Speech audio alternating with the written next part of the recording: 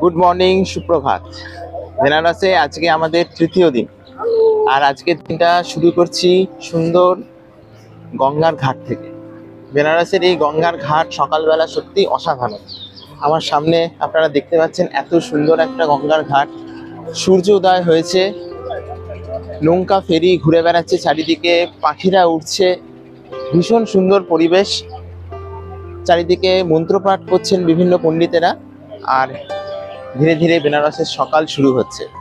আজকের বেনারসের সকালটা কিন্তু একটু অন্যরকম, কারণ প্রাচীনত্বের যে ছোঁয়া বেনারসে আসলে দেখতে পাওয়া যায়, আজকের সকালবেলাটাতে কিন্তু আমরা পুরোপুরিভাবে অনুভব করছি। যদিও আজকে 3টের সময় উঠে আমরা কাশী বিশ্বনাথ টেম্পলের উদ্দেশ্যে গিয়েছিলাম, সেখানে আবার আমরা মন্দির দর্শন করি, পুজো দিই এবং তারপরেই এই ঘাটের দিকে চলে আসি এবং ঘাট বরাবর আমরা দুজনেই হেঁটে বেড়াচ্ছি। সুন্দর সানরাইজ আমরা দেখেছি এবং তার সঙ্গে আশেপাশের যে এই সুন্দর মনোরম পরিবেশটা আমরা উপভোগ করছি, কি যে দারুণ লাগছে বলে বোঝাতে পারবো না। অবশ্যই কিন্তু বেনারস শীতকালে, স্পেশালি শীতকালে ঘোরার জন্য কিন্তু আদর্শ জায়গা, কারণ এই গঙ্গাবক্ষে নৌকা বিহার অথবা এরকম হেঁটেও যদি আমাদের মতো আপনারা ঘুরে বেড়ান, তাহলেই কিন্তু খুব সুন্দর সময় আপনারা কাটাতে পারবেন। এখানে প্রতিটা কোনায় কোনায় আমরা একটা করে গল্প খুঁজে পাচ্ছি, প্রতিটা কর্নারে যেন ছবির মতো সুন্দর প্রাচীন ইতিহাসের গল্প এখানে পাওয়া যাচ্ছে। আমরা সেটাই দুজনে মিলে আস্তে আস্তে হেঁটে হেঁটে উপভোগ করছি আর ক্যামেরা বন্দি করছি।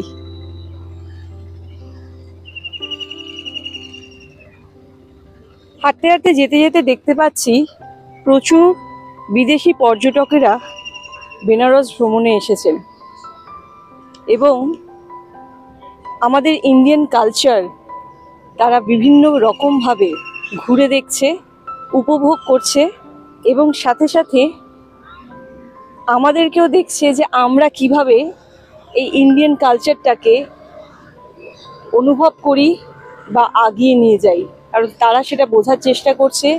অনেক ছবিও তুলছে মাঝে মাঝে দেখছি, এবং লোকাল যারা লোকজন তাদের সঙ্গে ইন্টারাক্টও করছে।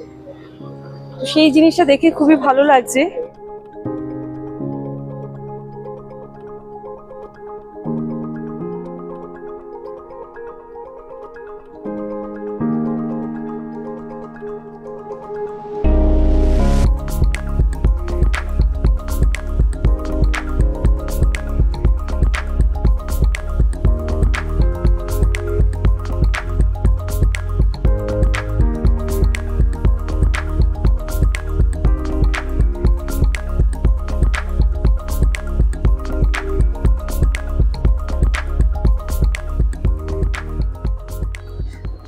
হাঁটতে হাঁটতে আমরা এখন এসে পৌঁছেছি নারদ ঘাটের দিকে।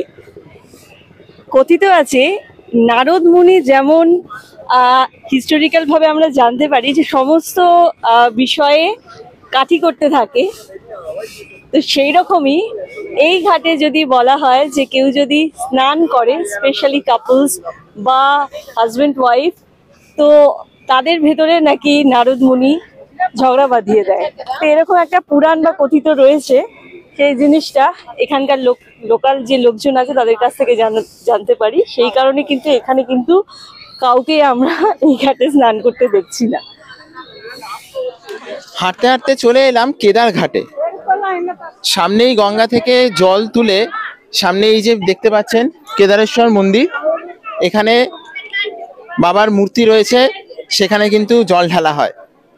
তো পবিত্র গঙ্গায় স্নান করে জল নিয়ে কেদারনাথের মাথায় ঢালা হয়। আমরা যে কেদারনাথ দর্শন করি, এখানে কথিত আছে এই কেদারেশ্বর মন্দিরের মানে শিবের মাথায় জল ঢাললে কেদার দর্শনের যে পুণ্যি হয় তার 3 গুণ পুণ্যি নাকি এখানে হয়।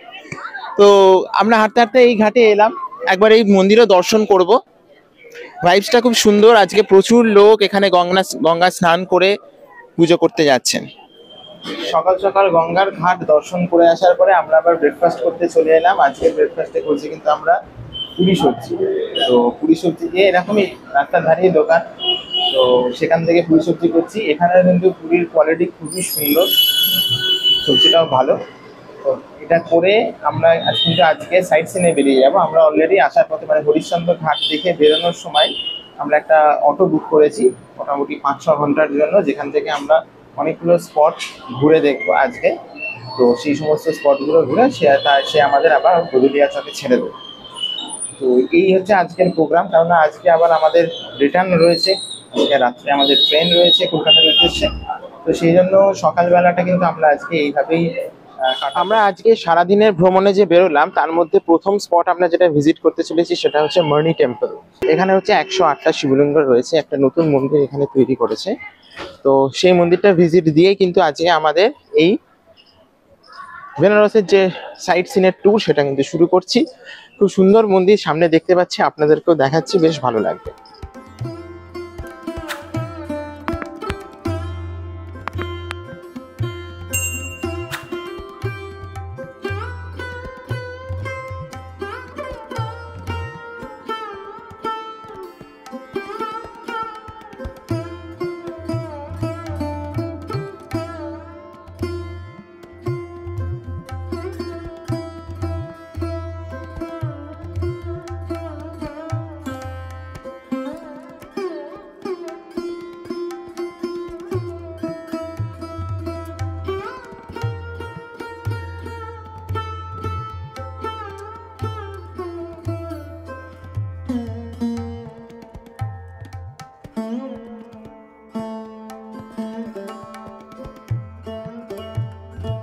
আমাদের নেক্সট ডেস্টিনেশন আমরা চলে এলাম হচ্ছে দুর্গা মাতা মন্দির। আমাদের পেছনেই দেখতে পাচ্ছেন যে এই দুর্গা মন্দিরটি, এটি কিন্তু মাস্ট ভিজিটেড প্লেস এখানে। তো এই মন্দিরটা ভিজিট করার জন্য আমরা চলে এসেছি। কাছাকাছি যে প্রথম যে স্পটটা দেখলাম তার মানে প্রায় 500 মিটারের মধ্যে কিন্তু এই দুর্গা মন্দির অবস্থিত।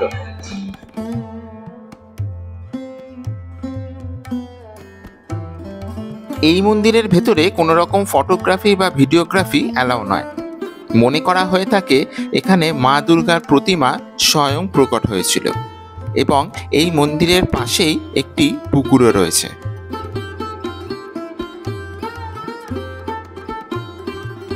আমাদের আজকে তৃতীয় সাইট সিন তুলসী মানস মন্দির। এটাও ওই দুর্গা মন্দিরের থেকে একটুখানি ডিস্টেন্স কাছাকাছি, সেখানে আমরা চলে এলাম এই মন্দিরটা দর্শন করতে।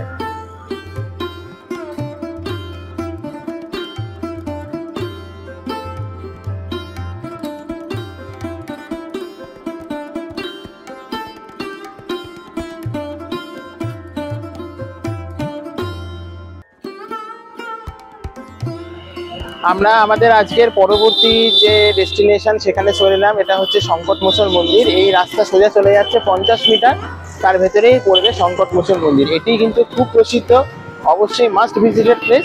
চলুন দেখে আসি।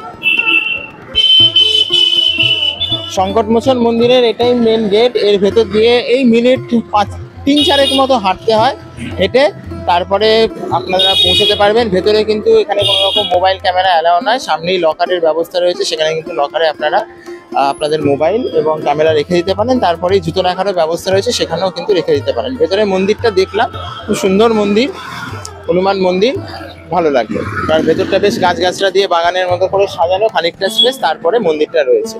আচ্ছা, যে মন্দিরগুলো আজকে আমরা ভিজিট করছি বলে রাখি যে প্রত্যেকটাতেই কিন্তু পুজো দেওয়ার ব্যবস্থা রয়েছে। এখানেও কিন্তু আপনারা বাইরে থেকে বা ভেতর থেকে ফুলমালা এবং মিষ্টি প্রসাদ কিনে কিন্তু পুজো দিতে পারেন এখানে।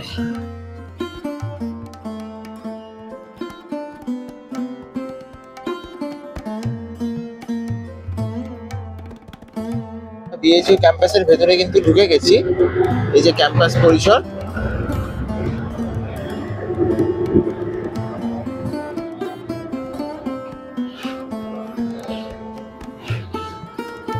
বিএইচইউ ক্যাম্পাসের ভেতরটা কিন্তু বিশাল বড়, বিশাল এরিয়া। তাও তো আমরা শুধুমাত্র একটা জায়গায় ভিজিট করতে এসেছি, বিশ্বনাথ টেম্পলের ভেতরে। তবে পরিবেশটা কিন্তু মানে বাইরের থেকে অনেকটাই আলাদা, যেহেতু প্রচুর গাছগাছালি রয়েছে। মানে যেই ঢুকেছি তখন বেশ ঠান্ডা ঠান্ডা ভাব লাগছে, মানে অনেকটাই যেন টেম্পারেচার এখানে কম। বাইরে যেরকম বেশ গরম, যেহেতু আজকে রোদটা সকাল থেকেই উঠেছে, তো বেশ গরম লাগছিল। এখানে কিন্তু পরিবেশটা অন্যরকম, চারিদিকে সবুজ, প্রচুর গাছ, আর হাওয়া দিচ্ছে, ঠান্ডা ঠান্ডা ওয়েদার। এই বিএইচইউ অর্থাৎ বেনারস হিন্দু ইউনিভার্সিটি ভারতবর্ষের ওয়ান অফ দ্য লার্জেস্ট এবং মোস্ট প্রেস্টিজিয়াস ইউনিভার্সিটি, যেটি 1916 সালে পণ্ডিত মদন মোহন মালভিয়া স্থাপন করেন।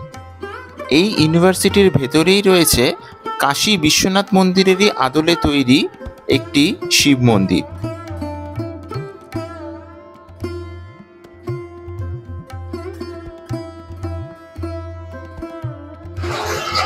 বেনারসের রাস্তায় ঘুরতে ঘুরতে এখন চলে এসেছি বেনারসি পান খেতে। মানে ওয়ান অফ দ্য বেস্ট এবং বিখ্যাত পানের দোকান হচ্ছে এই তাম্বুল পান ভান্ডার, ঠিক আছে। এখানে আমরা এসেছি বেনারসি পান খেতে।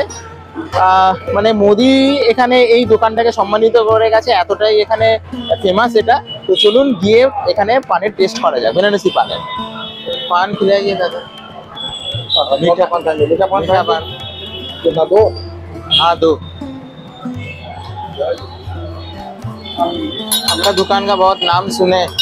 कहाँ से आए आप? कोलकाता। कोलकाता, यस।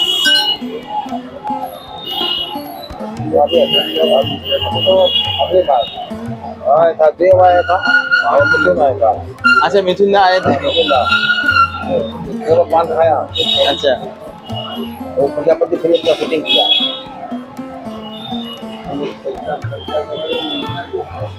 मोदी जी भी आए थे, सुना है। सम्मानित किया, उधर फोटो है। कितना पुराना दुकान है ये आपका? 60 ईयर्स।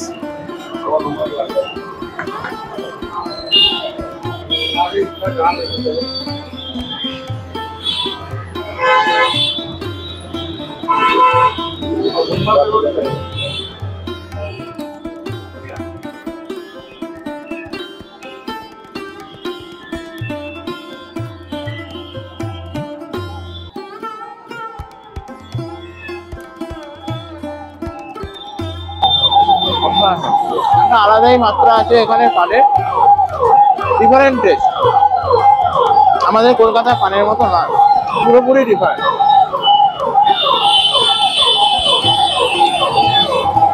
মিষ্টি আছে কিন্তু আলাদা পানের একটা স্বাদ, একটা গন্ধ, একটা ঝাঁঝ, খুব সুন্দর খেতে। এক্সেলেন্ট, এক্সেলেন্ট, দারুণ সুন্দর, দারুণ। আমাদের আজকের পরবর্তী ডেস্টিনেশন হলো রামনগর ফোর্ট। আমরা রামনগর ফোর্টের সামনে দাঁড়িয়ে। এর ভেতরে একটি মিউজিয়ামও রয়েছে। সেই মিউজিয়ামের সময় দেখাচ্ছে সকাল 10টা থেকে বিকেল 5টা পর্যন্ত।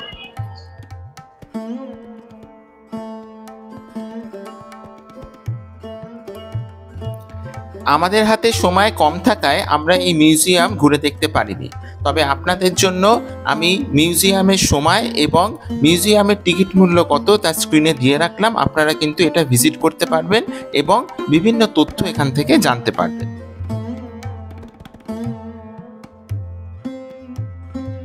প্রসঙ্গত বলে রাখি, এই রামনগর ফোর্ট 1800 শতকে রাজা বলবন্ত সিং স্থাপন করেন। এখানে হিন্দু ও মুঘল যুগের যুগ্ম স্থাপত্য ও নিদর্শন দেখা যায়। গঙ্গা তীরে এই ফোর্ট অবস্থিত।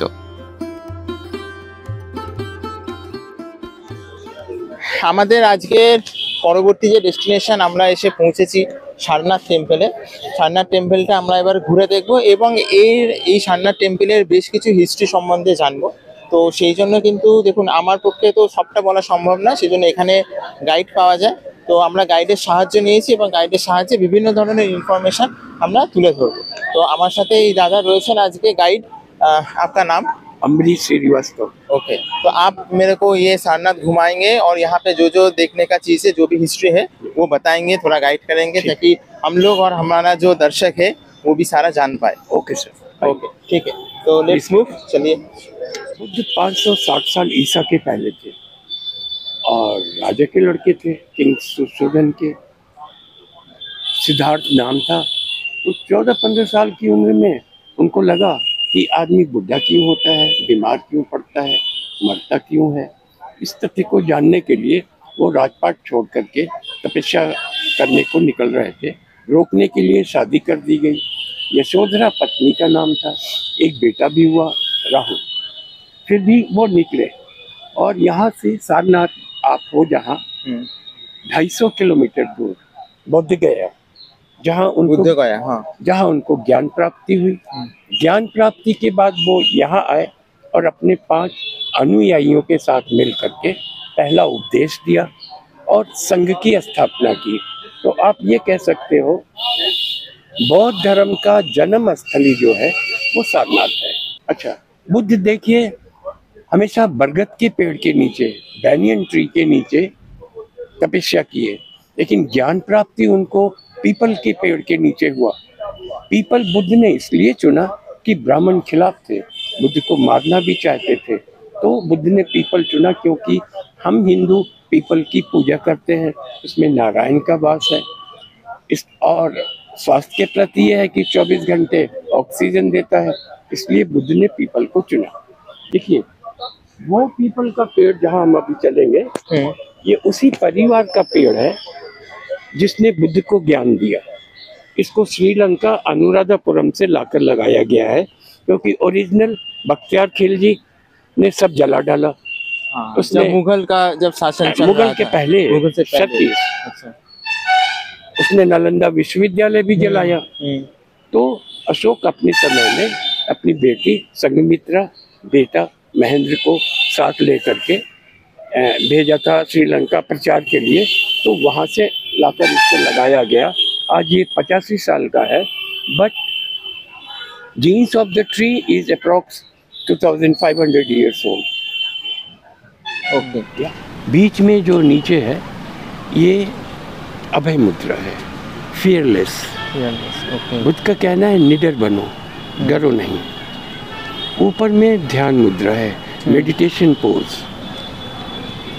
उसी पोज में बुद्ध को ज्ञान मिला। और करली hair is a sign of prosperity, संपन्नता। भाई राजा का लड़का था, क्या कमी थी, फिर भी त्याग किया उन्होंने। And long hair is a sign of wisdom, ज्ञान। अब अंदर मंदिर में 9 फीट 9 इंच की मूर्ति है, अभय मुद्रा में है, फियरलेस पोज है, और रीचिंग पोज है, और ब्लेसिंग पोज है। 3 मूर्तियां हैं। आप दर्शन कर लो और अंदर फोटो अलाउ है। अलाउ है जी सर। ओके। यहाँ शेड में उतारे। देखिए ये 80 फीट 9 इंच की मूर्ति है। 80 फीट इसलिए है कि 80 साल की उम्र में बुद्ध की मृत्यु हुई। अच्छा। और 9 महीना माँ के गर्भ में थे, तो 80 फीट 9 इंच। अच्छा। और 843 टुकड़े जोड़कर ये बना टाइल सिस्टम है। ओके। 2001 में जो तालिबान ने बुद्ध की मूर्ति तोड़ी थी, उसी के ये कॉपी है। थाईलैंड का एक मॉन्क भिक्षा मांग करके उसने ये मूर्ति बनवाई। 16 मार्च 2011 को इसका उद्घाटन होता है और 17 मार्च को अगले दिन स्वर्गवासी हो जाता है। उसकी भी समाधि बगल में है। अच्छा। बुद्ध बैसाख पूर्णिमा को पैदा हुए, बैसाख पूर्णिमा को मरे, और बैसाख पूर्णिमा को ही ज्ञान प्राप्ति हुई, इसलिए बुद्ध पूर्णिमा कहते हैं। और बुद्ध पूर्णिमा को ही गस्टेड हॉलीडे होता है। অল ওভার ইন্ডিয়া में ये मनाया जाता है। मनाया जाता है। সারনাথ টেম্পল দেখে তারপরে আমরা এখানেরই সারনাথ টেম্পলের ট্রাস্টের যে সিল্কের শাড়ি যেটা তৈরি হয় সেই কারখানা এবং তার ফ্যাক্টরি দেখলাম। যদিও তার ভেতরে খুব একটা ভিডিও করা পসিবল নয়, তারা করতে দিচ্ছিল না, এবং সেই শোরুমের ভেতরে মানে তাদের যে ফ্যাক্টরি ছিল তার ভেতরে তারা শাড়িও যেটা পাইকারি রেটে যেটা বলে মানে মার্কেটের থেকে 25% লেসে যেভাবে আমাদের বললো, আমি শাড়ি বিশেষজ্ঞ একদমই নই, তো ডিসকাউন্ট রেটে মার্কেটের থেকে ডিসকাউন্ট রেটে এখানে শাড়ি পাওয়া যায়। যাই হোক, ওনার দয়াতে আমারও খসলো কিছু, তো সেই নিয়ে সেটা শপিং করে আমরা এবারে ফিরে যাচ্ছি, আমাদের হোটেলে ফিরে যাব এখানে সারনাথ থেকে। তো এইভাবে কিন্তু আমাদের আজকের আর কোনো প্রোগ্রাম রাখিনি, কেননা অলরেডি 2টো বাজে, পৌঁছতে আরও আধ ঘন্টা 40 মিনিট মিনিমাম লাগবে। তো তারপরে আমাদের লাঞ্চ করার আছে, একটু ফ্রেশ হয়ে কিন্তু আজকে আমাদের বেরোতে হবে, সন্ধ্যেবেলা ট্রেন রয়েছে। তো সাইট সিন এই পর্যন্তই। আর একটা কথা যেটা বলে দিই যে আমরা এই যে অটো বুক করেছি সারাদিনের জন্য, সারাদিন বলতে মিনিমাম 5 থেকে 6 ঘন্টা, এই স্পট যে স্পটগুলো দেখালো তার জন্য কিন্তু আমাদের থেকে ও নিচ্ছে হচ্ছে 700 টাকা।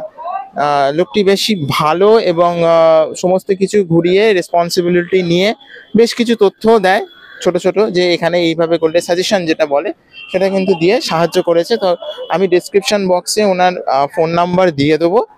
তো আপনারা এলে যদি মনে করেন যে অটো করে এরকমভাবে ঘুরবেন 3 জন 4 জন হলেও কিন্তু এরকমভাবে এটাকে ট্যুর অ্যারেঞ্জ করতে পারেন। আমাদের এই 2 রাত 3 দিনের বেনারস ভ্রমণ কমপ্লিট হয়ে গেল। খুব সুন্দর ঘুরেছি, ম্যাক্সিমাম জায়গায় আমরা কভার করেছি আর দেখানোর চেষ্টা করেছি যা যা এখানকার ঐতিহ্য, শিল্প, কলা, যে সমৃদ্ধি, এই সব কিছুই। তো আমার সাথে সাথে আশা করি আপনারা অনুভব করেছেন। তবে এই অনুভব করার জন্য কিন্তু বেনারসে অবশ্যই আপনাদের আসতে হবে এবং 3 থেকে 4 দিন এখানে কাটিয়ে যেতে হবে। তো আশা করি আপনাদের ভালো লাগলো এই সিরিজটা বেনারসে। এখান থেকে আমরা এখন চলে যাব পণ্ডিত দীনদয়াল উপাধ্যায় স্টেশনে। সেখান থেকে আমরা চম্বল এক্সপ্রেস ধরবো এবং চম্বল এক্সপ্রেস ধরে আমরা কালকে সকালে, আমাদের ট্রেন আছে এখান থেকে 8:15-তে, রাত্রি 8:15, আর কালকে সকাল 7টায় আমরা হাওড়া পৌঁছে আমাদের যাত্রা শেষ করব। ছোট ট্রেন জার্নি, তাই সেরকম কিছু আর দেখাচ্ছি না। আবার রাত্রিরেরও ট্রেন জার্নি, তো খুব একটা বেশি কিছু নেই বলে আর ট্রেন জার্নির ওপর কোনো আলাদা ব্লগ করছি না আমি। তো এই সিরিজটা কেমন লাগলো অবশ্যই কিন্তু কমেন্টস করে জানাবেন। ভালো লাগলে লাইক, শেয়ার, সাবস্ক্রাইব তো থাকছে। আর চ্যানেলে যদি নতুন হন তাহলে কিন্তু সাবস্ক্রাইব করে বেল আইকনটাকে কিন্তু অবশ্যই ক্লিক করে দেবেন, যাতে যখনই আমরা নতুন কোনো ভিডিও দেবো তার ইনস্ট্যান্ট নোটিফিকেশন সবার আগে আপনাদের কাছেই চলে আসবে। তো ট্রাভেল ডায়েরিজের সফর জারি থাকবে, আবার নতুন নতুন জায়গায় ট্রাভেল ডায়েরিজের টিম নিশ্চয়ই পৌঁছাবে আর সুন্দর সুন্দর ভিডিও আপনাদের সামনে তুলে ধরবে। তো শেষ করার আগে যেরকম প্রত্যেকবার বলি যে আপনাদের সাথে আমার এই সফর জারি থাকবে, কেননা life is all about travel. Har Har Mahadev.